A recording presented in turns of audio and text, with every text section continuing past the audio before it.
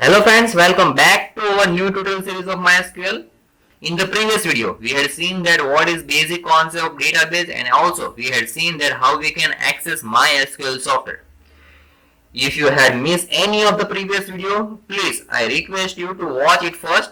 Now as you know how to enter SQL statement, now I can say that you all are ready to access a database. Now onwards, the second print is for my use, in which I am going to use some of the SQL syntax or for my rough work. Now suppose you want to create one new database, then we have to use some of the syntax over there. Now first thing is create database and database name, and at last a semicolon. Means create database. As per the syntax, we have to write create database, and at last we have to assign one name of the database. Now suppose you want to create one name of the database as school, then follow the same syntax, create database, and at last a database name.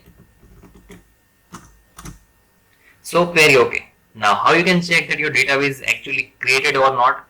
Now suppose you want to check that how many databases are available in your device, and you can use the following syntax. Show databases. Now I'm going to write the same thing over here, show databases. So here I got the 6th row, in which information schema 01 Dharmesh, booking, MySQL, school and test. School is one of which we had created before a while. Means that's how you can check how many databases are available in your device. Now suppose you want to use any one of the database, or let's take school only, that I want to access the school database right now. Then what? See the syntax, use and name of the database.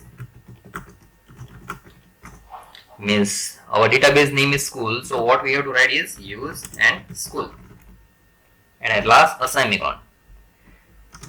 So database change statement is there.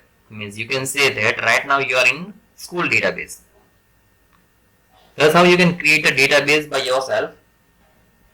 And at last, now suppose you want to remove the database, then drop keyword is going to use, drop database and database name. Let me correct again. And at last a semicolon. Our drop database statement drops all the tables in the database and deletes all the database permanently. Therefore, you should be very careful when using this statement. So, as for the syntax, drop database name, I have to write what? Drop database and database name. Right now, our database name is school. Space fill there. Enter. Query OK. Now your database actually removed. Now how you can check? Again using this statement, show databases. That is for what? Suppose you want to check how many databases are available in your device. So again, show databases. Previously 6 row were there, right now 5 row. Why? Because school database is not there. Thus how you can create one new database. You can check how many databases are available. You can access the database and you can remove the database from your MySQL software.